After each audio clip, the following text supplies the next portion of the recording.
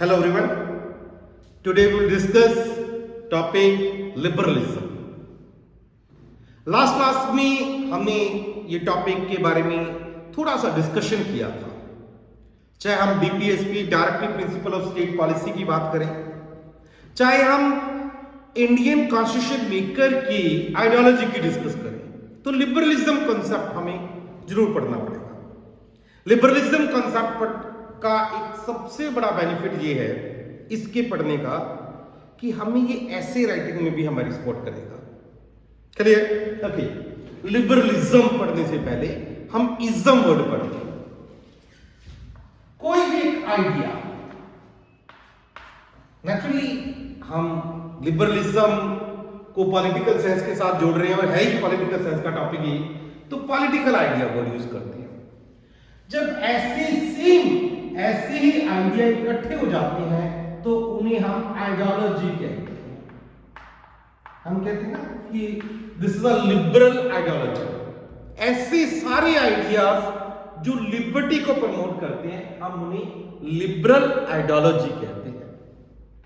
जब लोग उस आइडियोलॉजी को फॉलो करने लगते हैं तो वही आइडियोलॉजी इज्म बन जाता है, लिबरलिज्म बन गया। मार्क्स ने एक आइडिया दिया था। मार्क्स के ऐसे बहुत सारे आइडिया जो अगेंस्ट एक्सप्लॉयटेशन थे, उन सारे आइडियोलॉजी को इकट्ठा कर दीजिए, उन सारे आइडिया को इकट्ठा कर दीजिए तो मार्क्सिस्ट आइडियोलॉजी बन जाएगी। जब लोग उस मार्क्सिस्ट आइडियोलॉजी को फॉलो करना शुरू करते हैं तो हम कहते हैं दिस इज मार्क्सिज्म। क्लियर बात है? फेमिनिज्म, एक विमेंस के बारे में, नारी के बारे में एक आइडिया आया, वही सेम बात फेमिनिज्म बन गया। तो आज हम सबसे पहले शुरू करते हैं लिबरलिज्म। लेकिन बहुत सारे स्टूडेंट के दिमाग में रहता है कि सर इतने सारे इज्म याद कैसे करेंगे। मैं आज आपको एक सिंपल सी स्टोरी के साथ इस सारे इज्म को याद करने का तरीका समझाता हूं। मैं आपको बहुत पीछे लेके जाता हूं, जब मोनार्क पीरियड था। मोनार्क वर्ड से आप जानते हैं क्योंकि मैंने डिस्कस किया हुआ है मोनार्किज्म क्या है। मोनार्क को एक लेमन लैंग्वेज में कहें तो रूल ऑफ किंग, एक किंग का रूल था। इनमें ये मैं 14th सेंचुरी की बात कर रहा हूं। 15th सेंचुरी में रेनेसां, रिफॉर्मेशन, ये सब इकट्ठे आते हैं। तभी कुछ लोग, कुछ फिलोसोफर यूके में चले जाते हैं और वहां एक आइडिया इकट्ठा होना शुरू होता है, कैपिटलिज्म, जिसे मैंने आपको कहा था, लास्ट क्लास में डिस्कस किया था कि मोनार्क पीरियड में ही कैपिटलिज्म शुरू हुआ था। आपको शायद याद होगा लास्ट लेक्चर में मैंने आपको ट्रायंगुलर ट्रेड के बारे में डिस्कस किया था, जिसमें मैंने आपको बताया था कि वहां कैपिटलिज्म शुरू हुआ, raw material, cheap labour, market, ये सब चीज की रिक्वायरमेंट था। लेकिन कैपिटलिज्म की शुरुआत जब हुई तो नेचुरली मुझे रॉ मटेरियल के साथ साथ मार्केट की भी रिक्वायरमेंट थी, मुझे ट्रेड करने की रिक्वायरमेंट थी। और एक बिजनेसमैन होने के नाते एक किंग से परमिशन लेना पड़ता था कि क्या हम ट्रेड करने दूसरे कंट्री में जाएं। उस टाइम जो किंग थे उन्होंने इस बात को डिनाई कर दिया, नो, आप नहीं जा सकते। मान लीजिए उस आदमी का नाम मैं जॉन लॉक कह देता हूं, जहां कोई भी, जॉन लॉक को बाद में कहते हैं, एक कोई भी लेमैन आदमी जो था जिसको उसने मना किया, उस पर्सन ने, उस ए नाम के पर्सन ने अपनी पीयर ग्रुप के साथ डिस्कस किया। नेचुरली ये एक पर्सन कौन सी कैटेगरी से है? बहुत अमीर नहीं है, बहुत गरीब भी नहीं है, एक मिडिल मैन है। क्लियर? और ए पर्सन ने अपनी पीयर ग्रुप के साथ बी नाम के पर्सन के साथ डिस्कस किया। वो यार उसने मना कर दिया, राजा उसे मना नहीं करना चाहिए था। तो बी कहता कोई नहीं, वो राजा है हमारा, इसलिए मना कर दिया।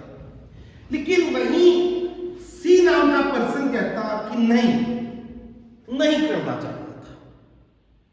इट मीन दो लोगों का व्यू जब इकट्ठा हुआ तो इन्होंने बात आइडिया इकट्ठा हुआ नहीं करना चाहिए था। तभी ऐसे जब लोग इकट्ठे हो रहे थे तो उनमें से क्वेश्चन उठा कि इसको राजा किसने बनाया। तो बी कहते हैं कि राजा, क्योंकि इसके फादर राजा थे इसलिए राजा बन गए। भाई उसको किसने राजा बनाया? उसके फादर राजा थे।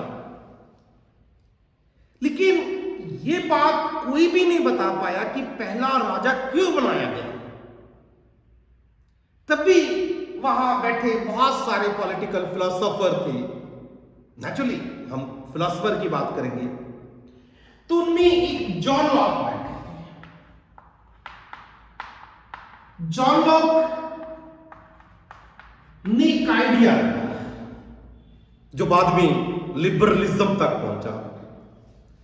ऐसा नहीं कि जॉन लॉक ने शुरू किया, इससे पहले भी लोगों ने शुरू किया कि ऐसा था कि जो राजा की रिक्वायरमेंट थी उसके पीछे एक रीजन था। क्या रीजन था? एक बार बताते हैं कि जब परिवार था, परिवार बड़ा हो गया, कुनबा ट्राइब बना, एक ट्राइब पर दूसरी ट्राइब अटैक कर देती थी। जब वो अटैक करती थी तो उनका बहुत नुकसान हो जाता था। तो ट्राइब के लोगों ने मिलकर कहा कि हमें एक राजा बनाना चाहिए, हमें एक अपना लीडर बनाना चाहिए जो हमारी प्रोटेक्शन करे। इट मीन जॉन लॉक कहते हैं कि जो वो राजा का मैंने अपना लीडर बनाया, हमारा जो हेड बनाया, जो भी आप नाम लेना चाहो, बेसिकली उसका काम प्रोटेक्शन करना है। प्रोटेक्शन करना, प्रोटेक्ट करना है, प्रोटेक्शन करना है। किस चीज को प्रोटेक्शन करना? ये बड़ा इंपॉर्टेंट क्वेश्चन था। तभी जॉन लॉक ने कहा कि जो हमारे लास्ट लेक्चर आप याद होगा, मैंने नेचुरल राइट के बारे में, कौन सा था? Natural right, theory of natural right. कौन कौन से नेचुरल राइट थे? प्रॉपर्टी, लाइफ और लिबर्टी। यस, उन्होंने नेचुरल राइट की प्रोटेक्शन की बात की। Am I right? Natural right की प्रोटेक्शन की बात की। इट मीन जॉन लॉक कहते हैं, अब नेचुरली इन्होंने भी, इनको भी बहुत सारे लोगों ने क्वेश्चन उठाया कि नहीं आप गलत हो, अगर आप सही हो तो अपनी बात को प्रूव करो। आइडिया को तभी लोग उसे मानेंगे। इन्होंने कहा कि ठीक है। इन्होंने अपनी आइडिया को प्रूव करने के लिए कहा कि मैन बाय नेचर, मैन जो बाय नेचर है वो रैशनल है। मैन बाय नेचर क्या है? रैशनल। रैशनलिटी का मतलब समझते हैं? उसे अपने दुख, सुख, प्रॉफिट, लॉस के बारे में नॉलेज है। राजा नहीं आकर, किंग नहीं बताएगा उसे कि आपको यह काम करना चाहिए या नहीं करना चाहिए। आपको गर्मी हो गई है, एसी चला लीजिए, सर्दी हो गई है, हीटर चला लीजिए। ये मैन बाय नेचर उसे पता है। और man by birth is liberal. मैंने आपको क्या कहा था कि उसे लिबर्टी बाय नेचर मिली है। इस लिबर्टी की प्रोटेक्शन करने के लिए हमने स्टेट बनाया है, हमने किंग बनाया। इसकी प्रोटेक्शन के लिए हमने स्टेट बनाया है जहां किंग नाम का एक पर्सन अपॉइंट किया है, मैन मेड हुआ ना state. It mean man is liberal by birth, man is by nature is rational. ये दो मेन पॉइंट है। लेकिन अब लिबर्टी की प्रोटेक्शन करनी है, मेरी रैशनलिटी की भी प्रोटेक्शन करनी है। इसके लिए हमें स्टेट नाम की एक इंस्ट्रूमेंट की रिक्वायरमेंट है। स्टेट क्या हुआ? एक इंस्ट्रूमेंट है। मुझे यहां से घर जाना है, जल्दी जाना है, तो मुझे साइकिल चाहिए, गाड़ी चाहिए, बाय एयर जाना है, तो वो मेरे लिए इंस्ट्रूमेंट है। स्टेट भी इंस्ट्रूमेंट है। जितना स्टेट डेवलप होता जाएगा, जितना मैं अमीर होता जाऊंगा, साइकिल से बाय एयर आ जाऊंगा, पर्सनल हेलीकॉप्टर रख लो। स्टेट भी वैसा ही है, उतना कुछ सेम यार। स्टेट बेसिकली मेरी लिबर्टी और मेरी नेशनलिटी की प्रोटेक्शन करने के लिए है। बट स्टेट कभी कभी हमें ऐसा लगता है हमारी लिबर्टी को और हमारी रैशनैलिटी को की प्रोटेक्शन करते हुए हम पर रिस्ट्रिक्शन इंपोज कर देता है। वो जो रिस्ट्रिक्शन जब इंपोज करते हैं तो हमें बड़ा दुख लगता है। लेकिन इसलिए तो स्टेट नहीं होना चाहिए।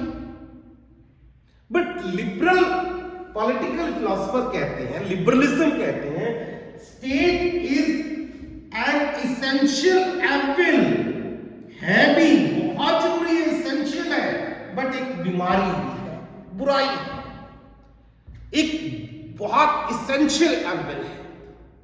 अब यहीं से आपको मेन आइडिया लिबरलिज्म का हो गया।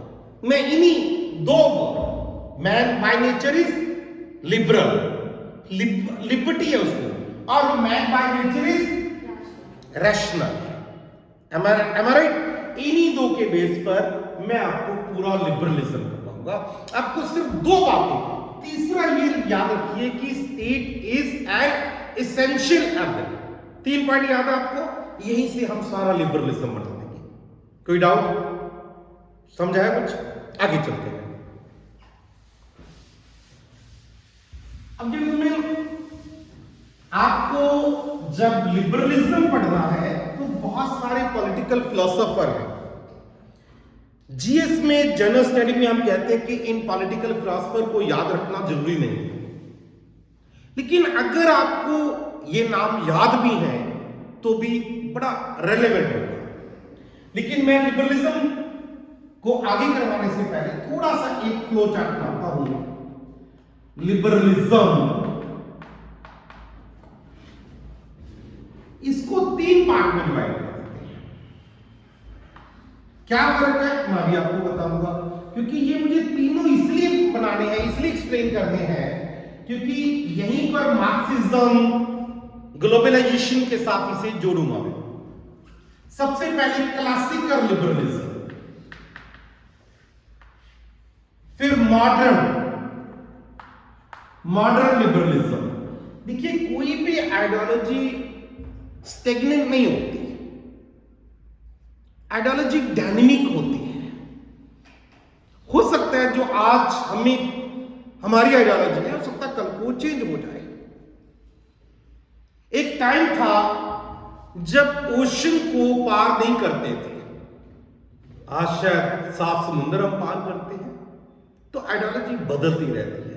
एक टाइम था जब सती बहुत होता था, आज सती कोई करे तो कितना बुरा लगता है। मेरी बात समझते हैं? तो आइडियोलॉजी डायनामिक होती है, बेसिक उनका नहीं बदलता, बेसिक वही रहेगा। वही ये मैन की लिबर्टी को पहले दिन से प्रमोट करते आ रहे हैं, यहां भी करेंगे और कॉन्टेम्परेरी में भी करेंगे। ऐसा नहीं है कि यहां पर मैन की लिबर्टी, फिर स्टेट का रोल बढ़ा दिया, मैन की लिबर्टी कम कर दी। नो, बेसिक एसेंस जो है वो सेम रहेगा, जो मैंने 3 पॉइंट आपको बताए। क्लियर है? ओके। क्लासिकल पॉलिटिकल फिलोसोफर के नाम लिखिए पहले, जॉन लॉक, एडम स्मिथ,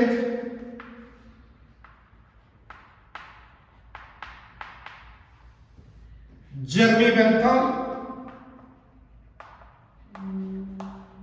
मैं आपको बताऊंगा ये नाम एक जीएस में और एक ऐसे में कहां काम आएंगे और कैसे आपको आंसर राइटिंग में मदद करेंगे। हार्बर्ट स्पेंसर,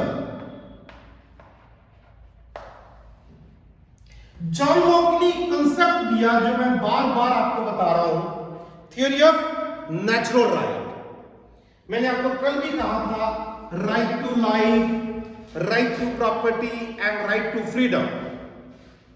अगर मान लीजिए आपसे क्वेश्चन आया था यूथेनेशिया, यूथेनेशिया बाद में डिस्कस करते हैं, अब क्वेश्चन आ जाता है कैपिटल पनिशमेंट के ऊपर। क्या कैपिटल पनिशमेंट होनी चाहिए? Being a student of UPSC, if you people will say yes, तो आपको रीजन देने पड़ेंगे क्यों होनी चाहिए। अगर आप कह रहे हो नहीं होनी चाहिए, तो क्यों नहीं होनी चाहिए। मैं ये कैपिटल पनिशमेंट टॉपिक नहीं कवर कर रहा, लेकिन एक पॉइंट देने जा रहा हूं। अगर आप ये लिखना चाहते हो कैपिटल पनिशमेंट नहीं होनी चाहिए, तो आप जॉन लॉक का बेस पे आप कहिए right to life is given by nature. जब इसे नेचर ने दिया है, neither it is given by state nor by society, इसलिए स्टेट इसे दे नहीं रहा तो ले भी नहीं सकता राइट टू लाइफ। इसलिए कैपिटल पनिशमेंट नहीं होनी चाहिए। मैं ये नहीं कह रहा, अगेन आई एम सेइंग कि मैं कैपिटल पनिशमेंट टॉपिक डिस्कस नहीं कर रहा। कैपिटल पनिशमेंट का एक टॉपिक कि जहां आप ये लिखोगे कि जॉन लॉक के मुताबिक कैपिटल पनिशमेंट नहीं होनी चाहिए, तो क्यों नहीं होनी चाहिए। बात समझ आ रही है? क्यों नहीं होनी चाहिए, उसके पीछे एक बेस दिया। क्यों होनी चाहिए, उसके पीछे बड़े रीजन है, हीनियस क्राइम, फलाना, that we will discuss later on. Capital punishment अगले लेक्चर में आगे जाकर हम इसको डिस्कस करेंगे पूरा का पूरा, लेकिन यहां पर यह बात आपको समझ आ गई। नेक्स्ट एक क्वेश्चन यहां पर कंप्लीट हो गया। इसे फादर ऑफ लिबरलिज्म भी कहते हैं। क्लियर? नाउ एडम स्मिथ, इनमें एक बहुत, अगर आप हरियाणा पब्लिक सर्विस कमीशन लिख रहे हैं, हिमाचल एडमिनिस्ट्रेशन सर्विस का पेपर दे रहे हैं, पीसीएस दे रहे हैं, यूपीएससी में, तो आपको एक क्वेश्चन पूछा जाता है सिंपल सा। एपीएफसी भी अभी आ रहा है, असिस्टेंट प्रोविडेंट फंड कमिश्नर का पेपर आ रहा है। तो बड़ा वेल्थ ऑफ नेशन बुक किसने लिखी है? क्लियर? तो इसकी बुक का नाम भी आपको जरूर पता होना चाहिए, wealth of nation.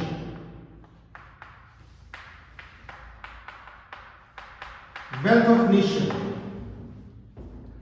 Adam Smith ने वेल्थ ऑफ नेशन में एक बहुत सिंपल सा कंसेप्ट दिया। वो कंसेप्ट क्या है? Economic man. यहां लिखिए से, इकोनॉमिक मैन का कंसेप्ट दिया। बस अंडरलाइन दिस वर्ड। यहीं से आपको कैपिटलिज्म के बारे में समझा जाएगा। Economic man, economically man is rational. Economic man word का मतलब क्या है? Economically man is rational. क्या प्रोड्यूस करना है, कितना प्रोड्यूस करना है, ये इस मैन को पता है, क्योंकि उसे डिमांड एंड सप्लाई की नॉलेज है। इसीलिए स्टेट को इसमें इंटरफेयर नहीं करना चाहिए। State should not interfere in economic activity of man. Man is free. वही यहां से हमने शुरू किया था लिबरलिज्म का, मैन इज फ्री। बट यहां मैन कौन सा फ्री है? इकोनॉमिक एक्टिविटी के लिए फ्री कर दिया। बिल्कुल सिंपल। और यहीं से, इसलिए इसे एडम स्मिथ को फादर ऑफ कैपिटलिज्म भी कहते हैं, फादर ऑफ मॉडर्न इकोनॉमिक्स भी कहते हैं, क्योंकि इन्होंने डिमांड सप्लाई के बेस पर जब इकोनॉमी को डिस्कस किया। और कैपिटलिज्म का, अब लिख लीजिए इस मतलब, कैपिटलिज्म का मतलब क्या है, एक लाइन में आंसर देना हो। When economy is regulated by market not by state, what to produce, क्या प्रोडक्शन करनी है, कितनी प्रोडक्शन करनी है, हाउ मच टू प्रोड्यूस, वो स्टेट इंटरफेयर नहीं करेगा। क्लियर? यहीं पर कैपिटलिज्म एंड सोशलिज्म में फर्क आना शुरू हो जाएगा। यहीं से हम मार्क्सिस्ट पर्सपेक्टिव पढ़ेंगे, यहीं से हम स्टेट में जो सोसाइटी का स्ट्रेटिफिकेशन पढ़ना शुरू कर देंगे, यहीं से हम जो बुर्जुआ और प्रोलेटेरिएट्स वर्ड पढ़ना शुरू करेंगे। ये वही मेन कॉन्सेप्ट है। क्लियर? ओके, यहीं से भी आपको मेंस का क्वेश्चन सोल्व हो रहे हैं। Next is journey wealth. में अगर मैं जर्नी वेल्थ का नाम ही करवाऊं तो भी लिबरलिज्म आपको समझ आ गया, लेकिन मैं जर्नी वेल्थ इसलिए करवाना चाह रहा हूं क्योंकि हम डेमोक्रेटिक एरिया में रहते हैं।